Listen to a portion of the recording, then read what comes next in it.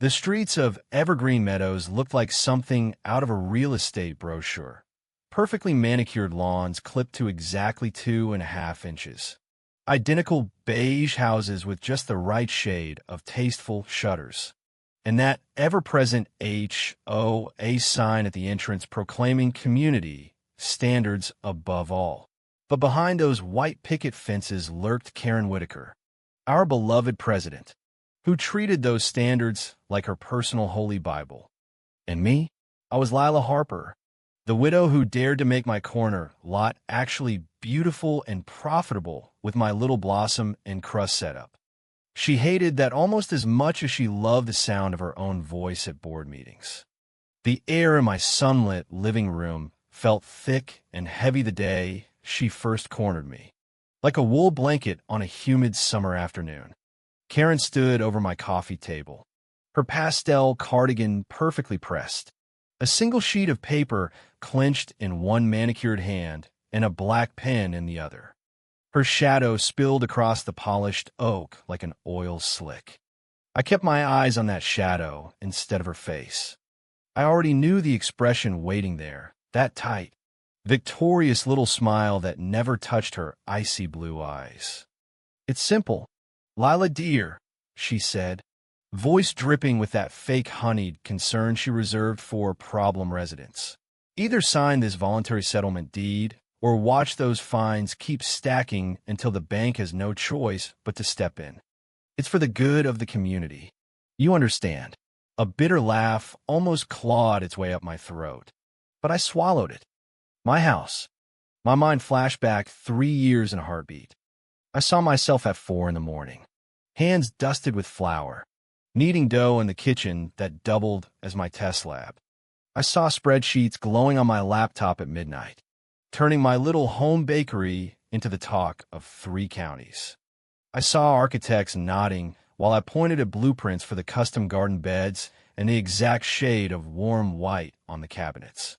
I had paid for every brick, every pane of glass, every nail, not just with money but with sweat, sleepless nights, and the quiet grief after losing my husband. And now this woman, this self-appointed queen of Evergreen Meadows, stood here calling the shots like it was hers to control.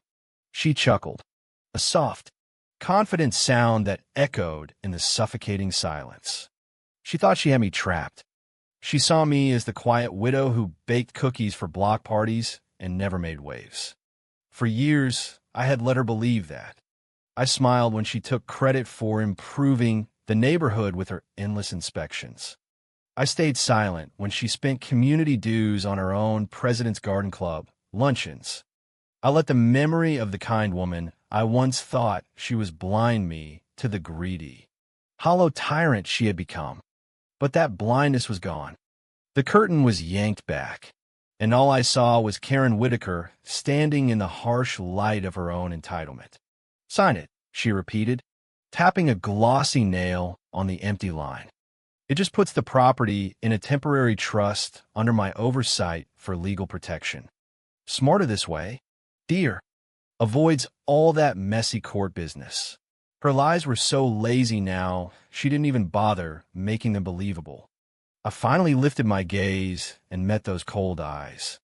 She was waiting for tears, for begging, for me to remind her of the good old days when I brought her lemon drizzle cakes. She wanted the drama. She wanted to watch me crumble so she could feel powerful. I decided right then I would give her nothing but calm. My face stayed a still mask. Slowly, deliberately, I reached for the pen. The cool plastic felt solid in my palm. The silence was so complete I could hear my own heartbeat. Steady, defiant. Thump, thump, thump. As my hand moved, Karen's smirk widened. This was her victory lap. She thought the quiet baker with the illegal home business was finally broken. I put the tip to the paper. Ink flowed, black and crisp. I wrote Lila Harper on the dotted line, signature clear and firm. When I finished, I capped the pen with a small click that sounded like a starting gun. I set it down neatly. Then I reached into my purse. Unhurried, and pulled out my house keys, the heavy brass front door one, the silver backgate key, the plastic fob for the garage. I held them a moment, feeling their familiar weight. Then I opened my hand and let them drop onto the table. The sharp clink of metal on wood was the sound of a chain snapping. I stood up, legs stronger than they had felt in years. My eyes swept the beautiful living room one last time, the room I had designed, the garden visible through the windows where clients once came for private tastings. It was a lovely cage, gilded and fragrant, but a cage nonetheless. I had built it. Now I was walking out. "It's all yours now." "Karen," I said, voice quiet but steady. I turned and walked to the front door without looking back. I refused to give her the satisfaction of seeing any doubt. I could feel her arrogant stare burning into my back. I stepped out into the cool evening air, closed the door softly, and headed down the stone path to my car. A single tear escaped down my cheek, not of sadness, but pure, exhilarating relief. 5 years ago, the air didn't feel heavy at all. It smelled like sugar, yeast, and endless possibility. I had moved into Evergreen Meadows right after my husband's passing, a fresh start in a peaceful community. My dream was blossom and crust, born in a cramped apartment kitchen with my grandmother's flour-dusted recipe cards for sourdough and lavender lemon cakes. I woke before dawn, hands working living dough, heart full of hope. The neighbors loved it at first. They raved about the weekend tastings I hosted in my garden. "Lila, you're a genius," they'd say, mouths full of buttery flakes. But as my business grew, something in Karen started to shrink. The woman who once accepted my complimentary pies now seemed quietly annoyed by my success. My long hours, once charming, became a personal insult. "You're always so busy. Dear," she'd sigh at block parties. "It's like you care more about that little hobby than the neighborhood harmony." A little hobby. That's what she started calling it.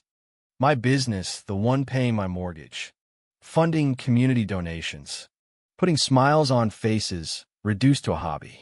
The first cut came at a board meeting. I had just won Best Artisan Bakery in the county.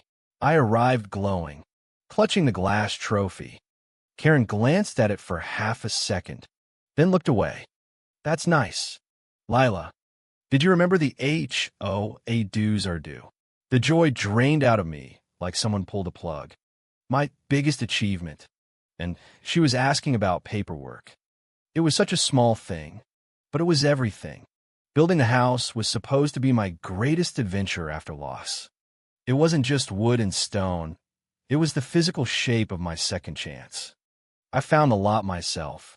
A gentle hill overlooking the twinkling subdivision lights. I stood there evenings imagining huge windows letting the world in and a kitchen big enough to test recipes for an army. For me, this home was a symbol, a castle earned by a baker, one croissant at a time. But castles need treasuries. The cost was staggering. My accountant, wise Mr. Peterson, sent me down. A standard mortgage will strangle blossom and crust growth. Monthly payments will tie up every penny. I felt my heart sink. "So I give up the dream?" "Not all," he smiled. "We get clever." He proposed a business expansion and asset-leveraged loan. The house wouldn't be personal. It would be listed as a business asset, like a delivery van or industrial oven.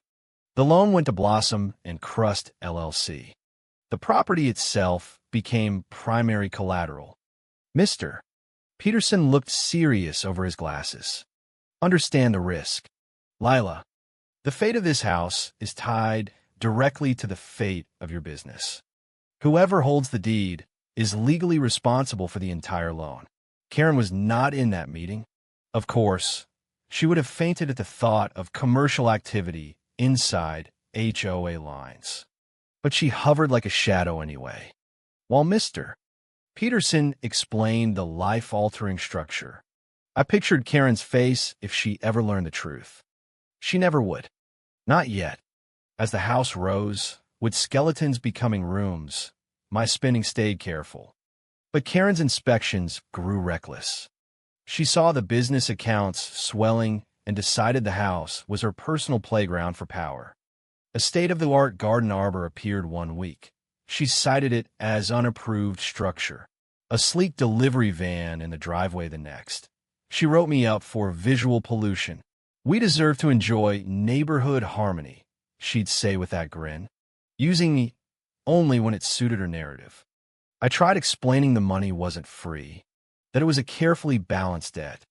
Don't worry so much. Dear, she'd pat my shoulder like I was a nervous child. You're great at baking. Leave the big picture rules to me. I know what I'm doing. She had no idea what the big picture was. She saw gleaming walls and a sparkling garden. I saw the mountain of debt they rested on. She thought the house was a trophy of her rising control. She never understood it was a complex financial instrument, a dangerous equation of asset and liability. The first year felt like living in a beautiful silent movie. Everything looked perfect on the surface, manicured lawns, stunning views, but the sound was off. No warmth, just hollow echoes and Karen's footsteps during surprise inspections. Her small, cutting remarks about my hobby curdled into constant low-grade bitterness that soured the air. She stopped pretending to be neighborly and started acting like my warden. The explosion happened on a Tuesday evening. I was in my home office reviewing quarterly profits for Blossom and Crust, glowing numbers, lines forming down the block for my weekend pop-ups. The door opened without a knock. Karen strode in, clipboard in hand, blocking the window light. "We need to talk," she ordered. I kept eyes on the spreadsheet. "I'm a little busy." "Karen, can it wait?" "No, it can't." She jabbed a finger at the positive columns. "This is the problem. All this money, all these clients traipsing through, and I'm completely in the dark. It's all in your name. Lila, that's not how a neighborhood is supposed to work." I looked up, brow furrowed in genuine confusion. "You've never wanted to be involved before. You always said business bored you." "Well, I'm not bored now," she snapped. "I think we should have joint oversight for everything. Your operations, the property, all of it. In this house, it's only fair. I'm the president. It had nothing to do with fairness. It was about control." She saw the power in those numbers and wanted it. The house wasn't enough anymore. Now, she wanted the engine that built it. "The business is a limited liability company," I explained, voice patient. "Mr. Peterson set it up to protect personal assets. It's separate for important legal reasons." Her face flushed angry red. "Your accountant? It's always what your accountant says. What about what I say? Don't I get a say in our community anymore?" "This is my company," I said, voice firmer. "I built it from nothing. Of course you have a say in the neighborhood, but you don't have a say in how I run my business." That was the wrong thing to say. Her mask dissolved, revealing raw entitlement. "Your business," she spat. "The one that keeps strangers coming and going. The one that paid for this house you're trying to keep all to yourself. I live here too.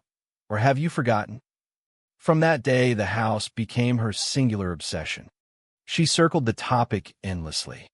"We need to protect our biggest asset," she'd announce at dinners.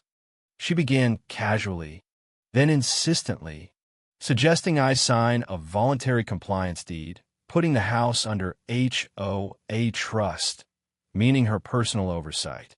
Excuses rotated: tax benefits, protection from lawsuits, community harmony, each more transparent than the last. A thin veil over the greedy grab I saw clearly. I knew exactly what she was doing. I saw it in her eyes every time she surveyed my garden. But instead of fighting, I changed strategy. I became hesitant, uncertain. "Oh, I don't know.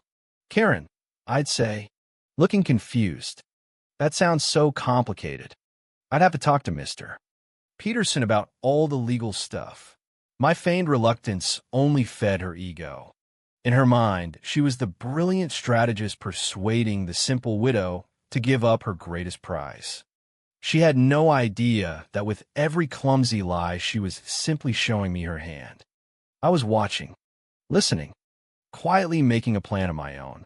The small cracks in neighborhood relations split wide open, revealing a foundation rotten to the core.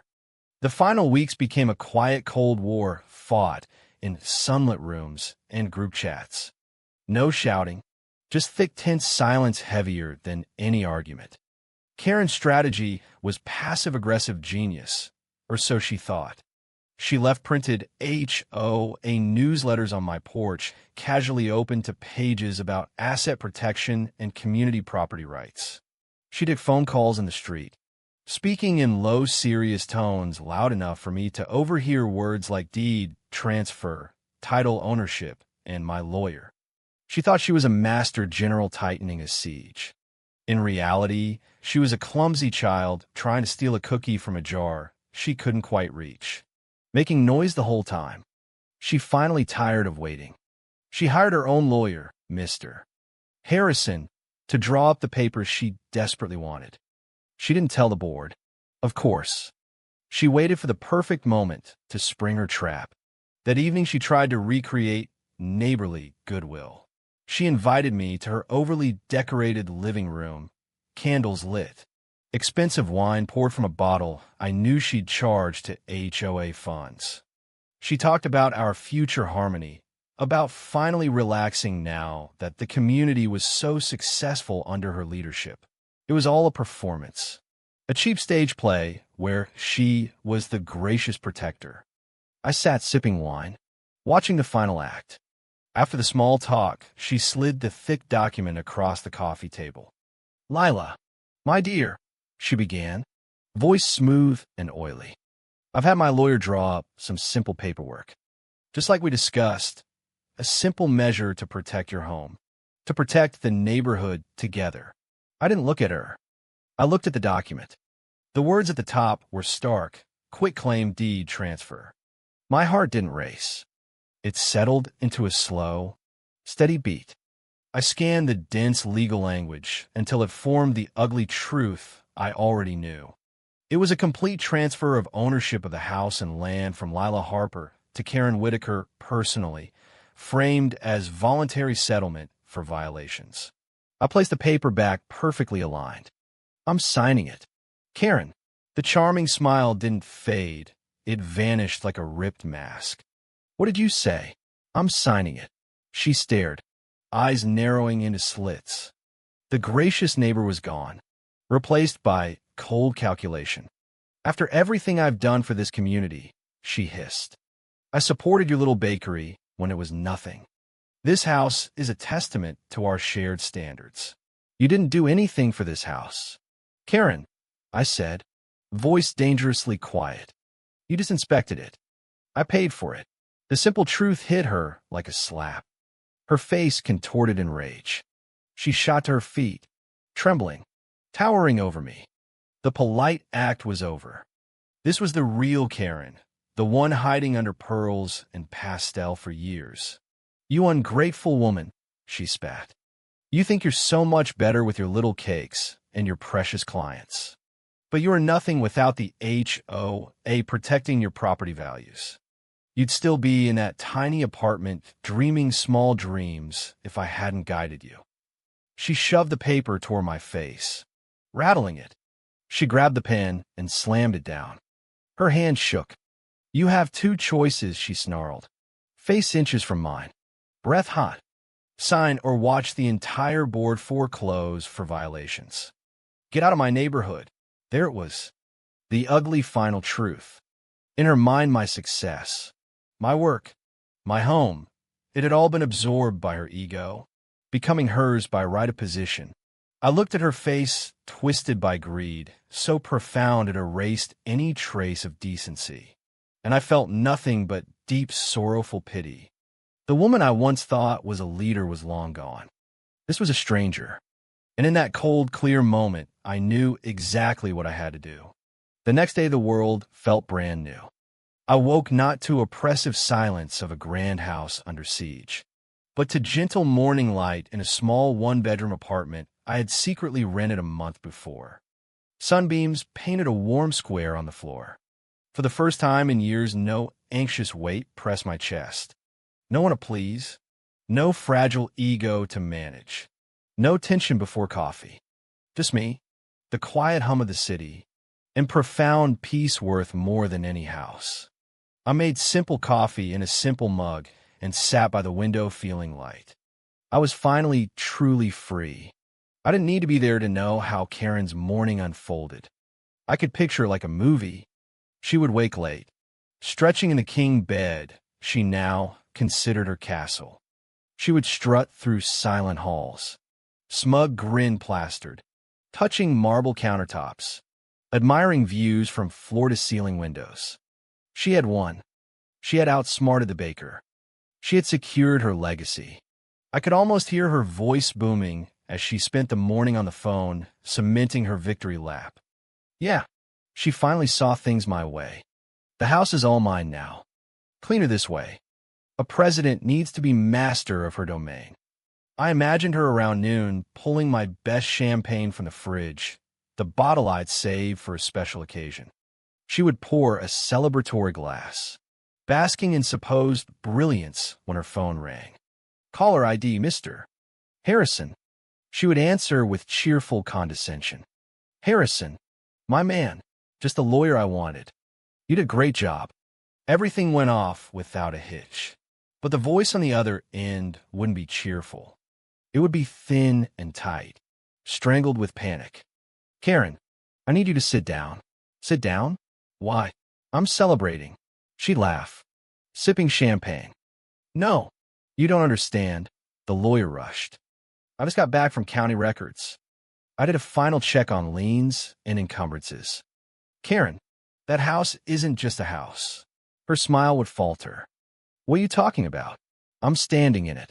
Financially, the property is sole collateral for a massive business development loan under Blossom and Crust LLC. High risk, high interest. The quitclaim you had her sign transfers title completely. But title doesn't travel alone. It travels with all attachments. All debt.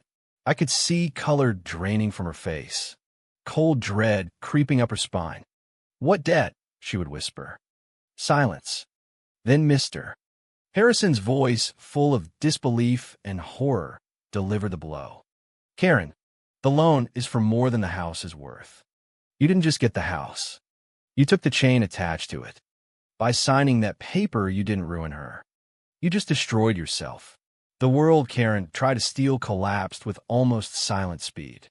I didn't see it happen, but I knew it would. The first domino was a thick formal letter from the bank, arriving in an expensive envelope congratulating her on new ownership and politely informing her the first monthly loan payment under her name was due at month end.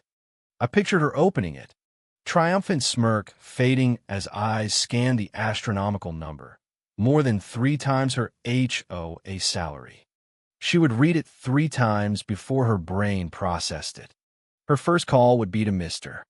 Harrison, voice a frantic scream of threats and blame. But the lawyer's response would be tired and defeated. There is nothing I can do. Karen, the document is legally perfect. You wanted a house. You got the house along with everything attached. It's binding.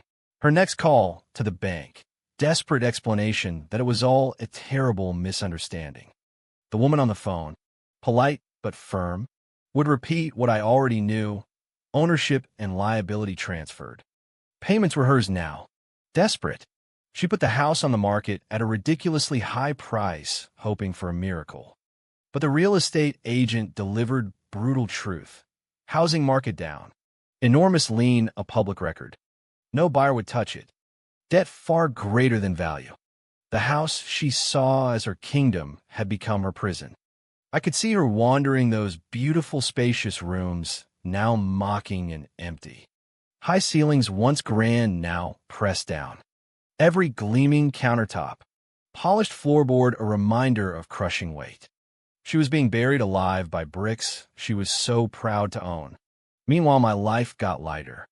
The massive business loan, constant stress, check on ambitions was gone. Like a giant anchor cut loose. Capital once tied as collateral now free. I met Mr. Peterson. He reviewed my new debt-free financials. Slow, wide smile spreading. Well, Lila, eyes twinkling. Seems you're in perfect position for that expansion you've been dreaming of. 2 months later, while Karen desperately sold designer furniture online to make one loan payment, I signed leases for 2 new Blossom and Crust locations, one downtown, one in wealthy suburbs. My business was about to double. My dream grew bigger and stronger, nourished by freedom she accidentally gave me. The final notice arrived at the mansion on a rainy Tuesday, foreclosure letter. The bank officially taking the house. I imagined Karen standing in grand entryway, letter trembling, rain streaking tall windows like tears. She was a queen with no castle, no kingdom, a woman ruined by her own reflection. On that same rainy Tuesday, I stood across the street from my new downtown bakery. A small team carefully hung a large, cheerful sign above the door. Bright blue letters beacon in gloomy weather. It read Blossom and Crust, grand opening. She had tried to take my house, but in the end I walked away with my entire life. And I never once looked back. But let me take you back to how it all truly began, because the satisfaction only lands when you understand the patience it took. 3 years earlier, the neighborhood had seemed welcoming. I arrived grieving but hopeful. My custom home, the first real anchor after loss. Blossom and Crust started small, weekend garden tastings that drew neighbors like bees to honey. They loved the sourdough, the lavender cakes, the way my space felt warm and alive. Karen at first played gracious hostess, accepting complimentary baskets while quietly noting every violation. The potted herbs are charming, dear, but the HOA only approves terracotta. And those clients parking on the street? Not ideal for curb appeal. I smiled, adjusted, kept building. Lines formed. Local papers wrote features. Money flowed. That's when a mask slipped. Karen's inspections turned daily. Fines arrived for unapproved signage, my tiny tasteful garden flag. Commercial traffic, 3 cars on Saturday. Excessive color, my heirloom flowers. Each citation more absurd. Each meeting more condescending. We simply cannot allow one resident to turn evergreen meadows into a strip mall. Lila, property values are at stake. Neighbors who once begged for my croissants now nodded along in fear. Sheep afraid to lose their own lawns to her wrath. I endured. I documented every petty rule, every lie. I consulted Mr. Peterson quietly about the loan structure, the one tying house directly to business.